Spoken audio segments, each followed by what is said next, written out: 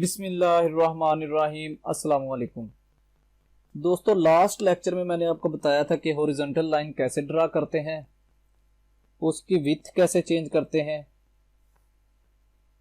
उसे left right या centre में कैसे शिफ्ट करते हैं, उसमें कलरिंग कैसे करते हैं और उसका साइज कैसे चेंज करते हैं। उम्मीद है आपने अच्छी तरह प्रैक्टिस की होगी। तो दोस्तों, आज हम शुरू करेंगे टेक्स्ट फॉर्मेटिंग। आज मैं आपको सिखाऊंगा कि टेक्स्ट को स्टाइल वगैरह कैसे दिया जाता है और टेक्स्ट में चेंजिंग वगैरह कैसे की जाती है।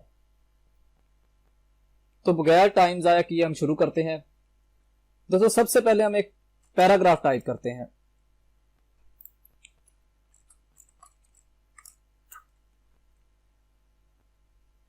Welcome to Pakistan.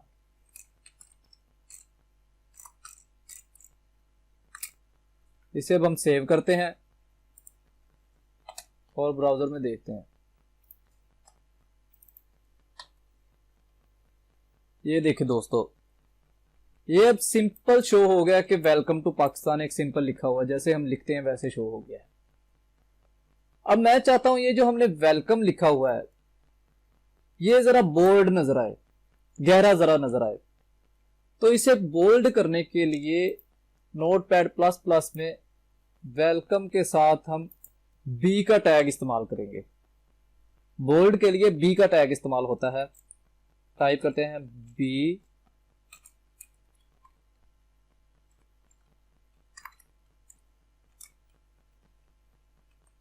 हमने सिर्फ वेलकम को बोल्ड करना है तो वेलकम के साथ हम टैग को क्लोज भी कर देंगे। ये हमने कर दिया। अब इसे सेव करते हैं और देखते हैं कि वेलकम हमें कैसे शो होता है। रिफ्रेश करते हैं। ये देखिए दोस्तों, वेलकम बोल्ड हो गया। हमने सिर्फ वेलकम के साथ बी का टैग इस्तेमाल किया तो वेलकम में चेंजिंग आ गई, वेलकम बोल्ड हो गया। अब दोस्तों, मैं चाहता हूं कि ये जो पाकिस्तान हमने टाइप किया हुआ है इसमें कोई स्टाइल आए। स्टाइल के लिए एक एलिमेंट इस्तेमाल होता है इटैलिक एलिमेंट, और इटैलिक एलिमेंट के लिए आई का टैग इस्तेमाल होता है। वो भी देखते हैं। अभी टाइप करते हैं जी आई,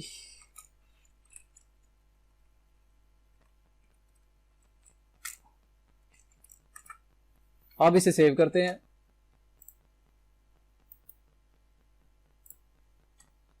रिफ्रेश करते हैं। ये देखें दोस्तों, पाकिस्तान में स्टाइलिंग आ गई, ये फॉन्ट चेंज हो गया। दोस्तों, उम्मीद है आपको समझ आई होगी। अब मैं चाहता हूं कि सबसे पहले हम एक नया पैराग्राफ टाइप करते हैं, बाकी बाद में करते हैं।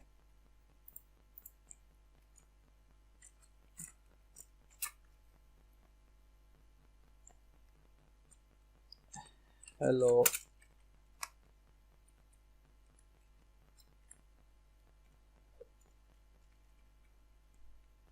Where are you. इससे क्लोज करते हैं। अब सेव करते हैं। ये देखें दोस्तों, ये पैराग्राफ सिंपल शो हो गया। अब मैं चाहता हूं कि ये जो हमने पैराग्राफ लिखा है या ये जो हमने टेंस राइट किया है ये अंडरलाइन शो हो। इसे हम अंडरलाइन करें तो किसी भी टेक्स्ट को अंडरलाइन करने के लिए यू का टैग इस्तेमाल होता है। टाइप करते हैं जी यू,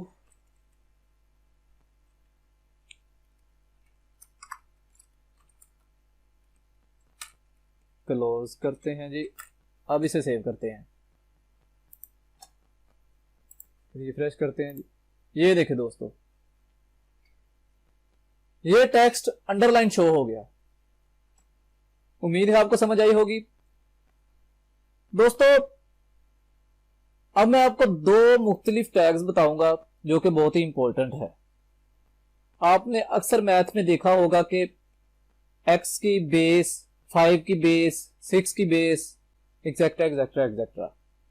और आपने ये भी देखा होगा x की पावर 2, x की पावर 5, x की पावर 6, 5 की पावर 5, 5 की पावर 4, एक्सेट्रा एक्सेट्रा। इनके लिए ये मैं आपको दो वर्ड लिख के दिखाता हूं। सबसे पहले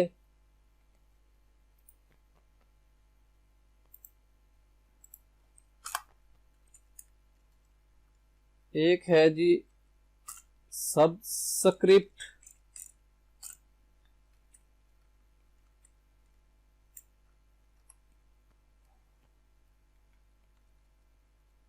दूसरा है जी सुपर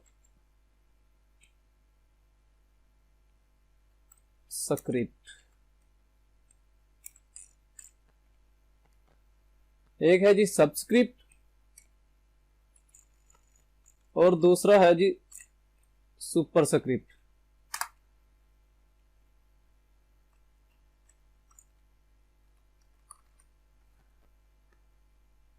सबस्क्रिप्ट के लिए टैग इस्तेमाल होता है सबका और सुपर स्क्रिप्ट के लिए टैग इस्तेमाल होता है सबका।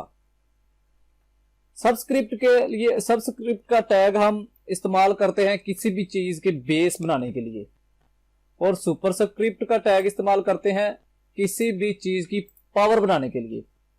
आपने मैथ या केमिस्ट्री में लाजमी पढ़ा होगा। अब इसे मैं कर देता हूं कमेंट की शक्ल में लिख देता हूं। ये हमने किया है क्लोज ओपनिंग टैग माइनस। ये देखे दोस्तों, ये इसे मैं कमेंट की शक्ल में लिखने लगा हूं तो ये सारे का सारा ग्रीन हो गया। अभी मैंने क्लोज नहीं किया तो ये एंड तक आ गया, सारे का सारा ग्रीन हो गया। कमेंट में मैं इसलिए लिख रहा हूं कि ये हमारे पेज में शो ना हो, हम इसे पेज में शो ना करवाएं। हमने सिर्फ यही पता चले कि ये सुपर स्क्रिप्ट और सबस्क्रिप्ट का टैग हम इस्तेमाल करते हैं। इसे मैं अब क्लोज करता हूं। ये देखो दोस्तों, इसके बारे में मैं आपको आगे डिटेल में बताऊंगा। अब हम टाइप करते हैं x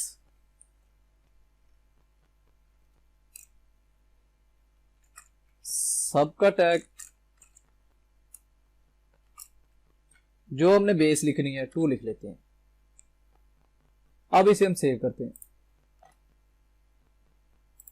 रिफ्रेश करते हैं। ये देखिए दोस्तों, किसी भी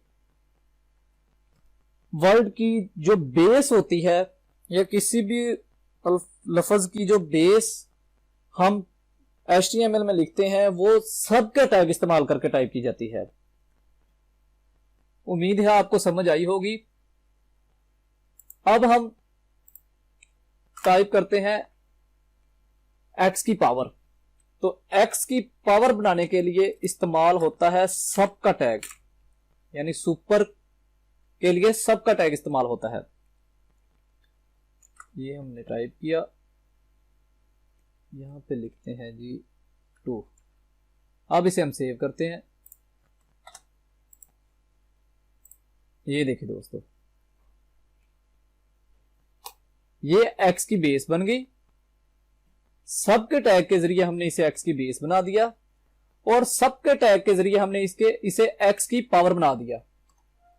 दोस्तों उम्मीद है आपको समझ आई होगी। आपने अच्छी तरह प्रैक्टिस करनी है। टेक्स्ट की कोई भी हेडिंग नेक्स्ट जो हम चाहते हैं कि वेब पेज पर शो ना हो और HTML में वर्किंग करते वक्त शो हो, तो उस हेडिंग को हम कमेंट्स की फॉर्म में लिख देंगे। First of all, what is comment और कमेंट की हमें जरूरत क्यों पड़ती है। सो बेसिकली कमेंट वो टेक्स्ट होता है जो हम चाहते हैं कि ब्राउजर में शो ना हो, तो उस टेक्स्ट को हम कमेंट की फॉर्म में लिख देते हैं।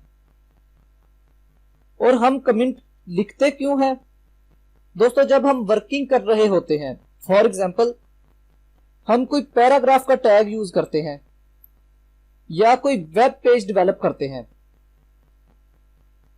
तो हम उस वेब पेज को डेवलप करने के लिए मुख्तलिफ पोर्शन क्रिएट करते हैं। फॉर एग्जाम्पल हम उसका हेडर क्रिएट करते हैं या नेविगेशन बार क्रिएट करते हैं या उसके बाद हम उसका स्लाइडर लगाते हैं, या उसके बाद उसकी हम साइड बार क्रिएट करते हैं। तो ये अलहदा अलहदा पोर्शन क्रिएट करने से पहले इन पोर्शन की निशानदेही के लिए यहां पर हम एक लाइन राइट करते हैं, जिससे हमें पता चलता है कि हेडर कहां से स्टार्ट हो रहा है और कहां पर एंड हो रहा है, या कोई भी पैराग्राफ कहां से स्टार्ट हो रहा है या कहां पर खत्म हो रहा है। दोस्तों, कमेंट लिखने का हमें फायदा क्या है? दोस्तों, अगर आपने 1000 लाइन ऑफ कोड राइट किया हुआ है और आपने उस पर चेंजिंग करनी है, तो अगर आपने हर पोर्शन के स्टार्ट और एंड में कमेंट टाइप किए होंगे तो आपको ढूंढने में आसानी होगी और आप आसानी से हर पोर्शन में चेंजिंग कर सकेंगे। इस तरह आपने कोई वेब पेज डेवलप किया है और उसमें चेंजिंग किसी और पर्सन ने करनी है, तो अगर आपने हर पोर्शन के स्टार्ट में और एंड में कमेंट की लाइन ड्रा की हुई है, तो उससे जो वो पर्सन काम कर रहा होगा तो उसे काम करने में आसानी होगी और वो आसानी के साथ उस वर्क में चेंजिंग कर सकेगा। तो चलिए हम प्रैक्टिकल वर्किंग शुरू करते हैं।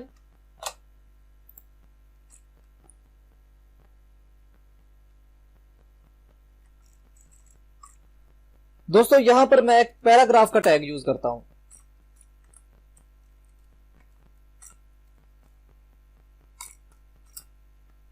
यहां पर हम एक पैराग्राफ टाइप करते हैं।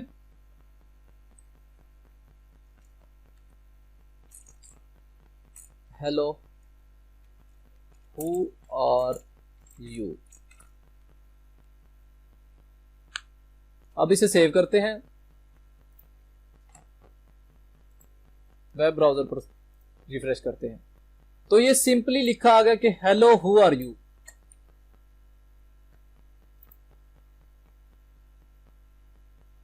ये एक पैराग्राफ है। मैंने आपको बताया था किसी भी पैराग्राफ की हेडिंग, इसके हम स्टार्ट में हम लिखते हैं जी, इट्स स्टार्टिंग पैराग्राफ। अब इसे हम सेव करते हैं, रिफ्रेश करते हैं। अब हमने लिखा एक सिंपल नोटपैड प्लस प्लस में सिंपली हमने लिखा इट्स स्टार्टिंग पैराग्राफ, तो वो उसी तरह शो हो गया। अब मैं चाहता हूं कि ये जो हमने पैराग्राफ लिखा हुआ है और यहां पे लिखा है कि इट्स स्टार्टिंग पैराग्राफ, ये पैराग्राफ है। अब मैं चाहता हूं ये हम ऐसे लिखे कि वेब पेज पर शो ना हो,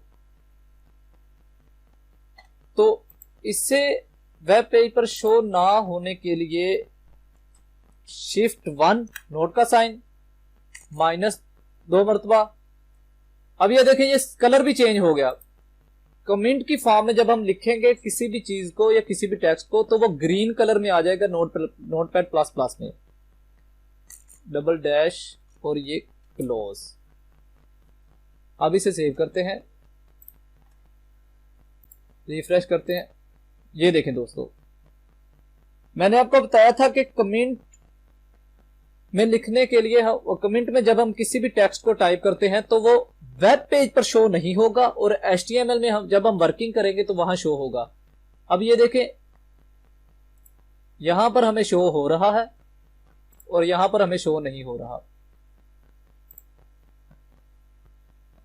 अब यहां पर मैं एक और हेडिंग लिखता हूं, एक H2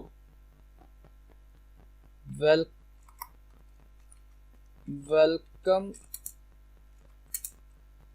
टू पाकिस्तान। इसे क्लोज करते हैं, H2 और इसे क्लोज किया। अब इसे मैं सेव करता हूं, तो ये सिंपली दोस्तों शो हो गई वेलकम टू पाकिस्तान। अब मैं चाहता हूं कि ये वेब ब्राउजर पर शो ना हो, इसकी ये वक्ती तौर पर हमें इसकी ज़रूरत नहीं है। जब हमें इसकी ज़रूरत पड़ेगी तो हम बाद में इसे शो करवा लेंगे। तो इसे हाइड करने के लिए दो तरह से हम इसको हाइड कर सकते हैं, कमेंट के फॉर्म में टाइप कर सकते हैं। एक तो Shift 1,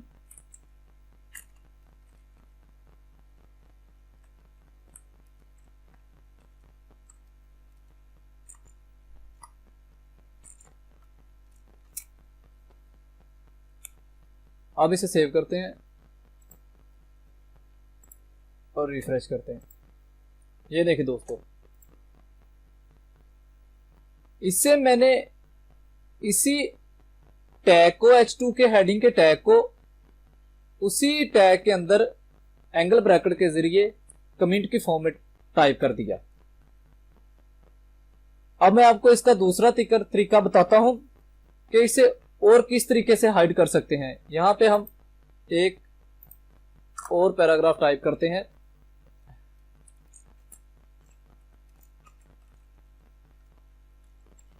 इट्स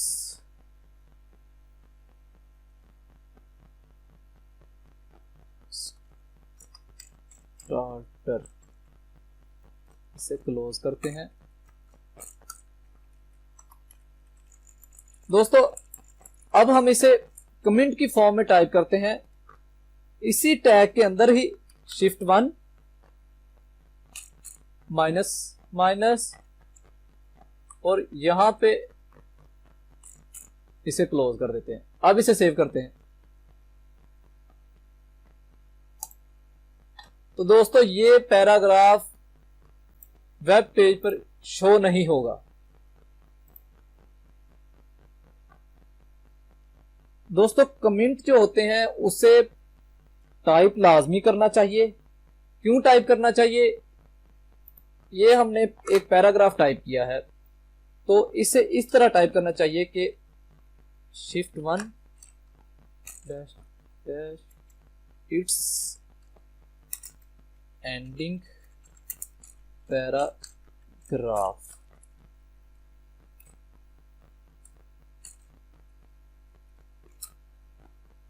ताकि हमें यह पता चल सके कि ये पैराग्राफ कहां से स्टार्ट हो रहा है और कहां पे खत्म हो रहा है। दोस्तों ये तो एक मैंने आपको सिंपली समझाया है। जब हम किसी भी वेब पेज पर वर्किंग कर रहे होते हैं तो 1000 लाइंस ऑफ कोड्स इस्तेमाल हो रहे होते हैं, जिससे हमें फिर पता नहीं चलता कि हम कहां से स्टार्ट कर रहे हैं, कहां पर खत्म कर रहे हैं, हमारा पैराग्राफ कहां पे है, हमारा हेडर कहां पे है। तो इस तरह हमें आसानी के साथ पता चल जाएगा कि हमारा पैराग्राफ कहां से स्टार्ट हो रहा है और कहां पर खत्म हो रहा है। हम उसे आसानी के साथ ढूंढकर फिर आसानी के साथ उसमें वर्किंग कर सकेंगे। फॉर एग्जाम्पल अगर हम यहां पे ये कमेंट टाइप नहीं करते तो यहां पर हम कमेंट टाइप नहीं करते और 1000 लाइंस ऑफ कोड्स लिखे हुए हैं, पैराग्राफ लिखा हुआ है, इमेजेस हैं, लिंक्स हैं, फॉर्म वगैरह हैं। तो हम अगर कमेंट टाइप नहीं करेंगे तो हमें फिर पता नहीं चलेगा कि पैराग्राफ कहां है, इमेजेस कहां है, लिंक्स वगैरह कहां पे हैं। तो अगर हमने अलग-अलग पोर्शन पर कमेंट्स टाइप किए होंगे तो हमें आसानी के साथ पता चल जाएगा कि हमारा पैराग्राफ कहां से स्टार्ट हो रहा है, इमेजेस के टैग कहां पे स्टार्ट हो रहे हैं, लिंक्स कहां पे स्टार्ट हो रहे हैं, और हम आसानी के साथ वर्किंग कर सकेंगे। उम्मीद है आपको इस लेक्चर की समझ आई होगी और आपने अच्छी तरह इसकी प्रैक्टिकल वर्किंग करनी है। आखिर में अगर आपने हमारा चैनल सब्सक्राइब नहीं किया तो हमारे चैनल को सब्सक्राइब कर लें और साथ बेल के आइकन को प्रेस करें ताकि रोजाना जो मैं वीडियो अपलोड करता हूं या एक दिन के बाद मैं जो वीडियो अपलोड करता हूं वो आपको आसानी के साथ मिल सके। दुआ में याद रखिएगा। अल्लाह हाफिज।